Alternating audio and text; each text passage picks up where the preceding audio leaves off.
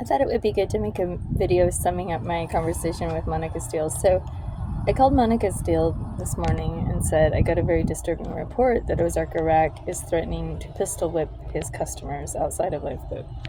Who's telling me this? Someone who is unsuspecting that Ozark might feel more comfortable using drug dealer, gangland threat type stuff in front of because he thinks he's among one of his own.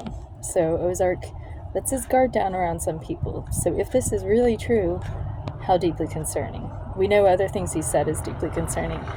Monica Steele is the assistant county manager who's been trying to get these county grants from something like Oregon Community Housing Services, which is, great to get grant money into the homeless. But what I was asking her is, why is there no due diligence in talking with whistleblowers and victims of this discrimination? Why are these women persistently deprived of meals, showers, restrooms, beds, bunks, accommodations? And why is a program run by a felon with a history with firearms, whereas victims of gun crime are not allowed to come? And why she just was like, oh, it's hearsay, there's no evidence, there's due process, unless we have official charges.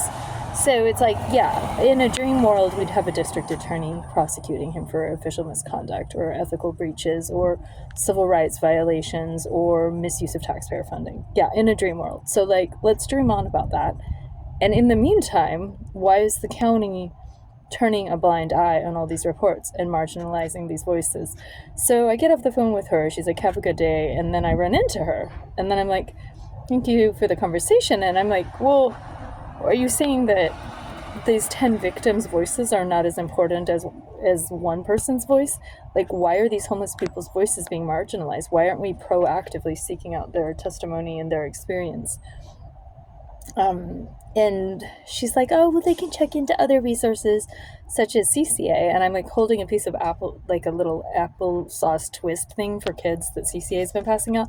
And I'm like, yeah, they're giving out applesauce. And that's not an equivalency saying a lady in a car driving around looking for, basically a woman was being sexually assaulted last night on the river because the John that is trying to solicit sex from the homeless women that have been kicked out of Lifeboat, no doubt.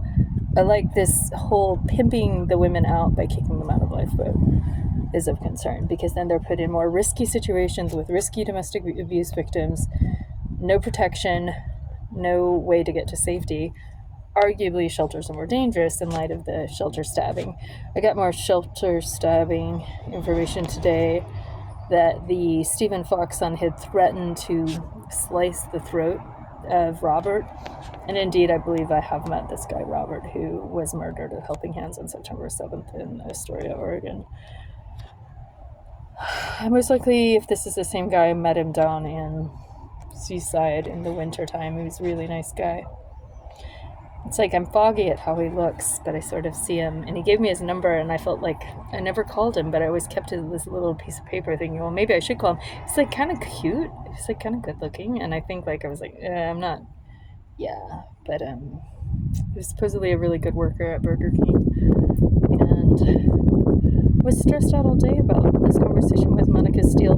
But when she was giving me these platitudes of there's no due process, then she was like, well, what if this happened to one of your friends and they were just accused of stuff, and wouldn't you want there to be due process? And there's no evidence. She kept saying there's no evidence, and I said, well, the witness testimony is evidence, and evidently she doesn't know that witness testimony is a form of evidence. But anyway, she was just really defensive. And it was when she started saying, oh, what if any of your friends got accused of this? It's she was just so willing. And then she was at one point she said on the phone, well, if you feel unsafe around Ozark, I urge you to continue to avoid him. And I'm like, if you know that people feel unsafe in a situation, why are you funding a situation that makes people feel unsafe? Why aren't you looking for a better solution to that? I mean, originally she had said the Lifeboat was never supposed to cease their daily operations when they got the night money. That query is already just fallen off the radar or whatever, that they're now the homeless have no day center, no day foods, and no day plug-in other than the makeshift library at the old police station down there on Duane, where Roby's furniture was during the renovation of the library. But anyway, we have good weather today. And then I learned more about the Aid and Assist program.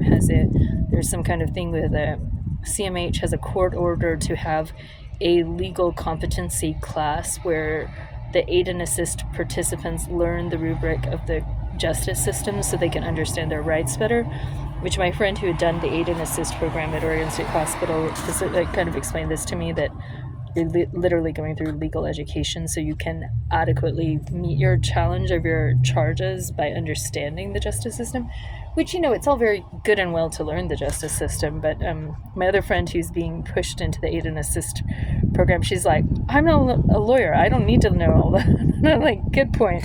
But my other friend was like really excited that she's participating in it and doing all the right steps to get through it. And then it's just kind of a pretty wild day and a lot of people leaning on me.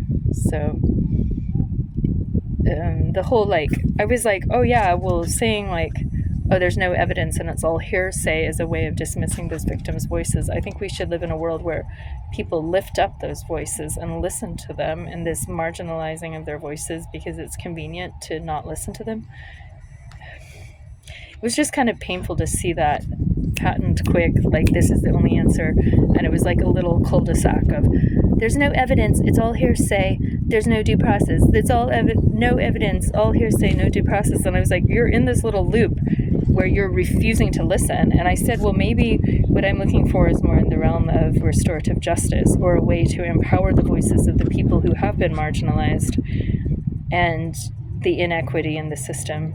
It was almost as if there was just no chance of breaking through. But I guess the only positive that I really felt from that is wow, I literally can't break through yet.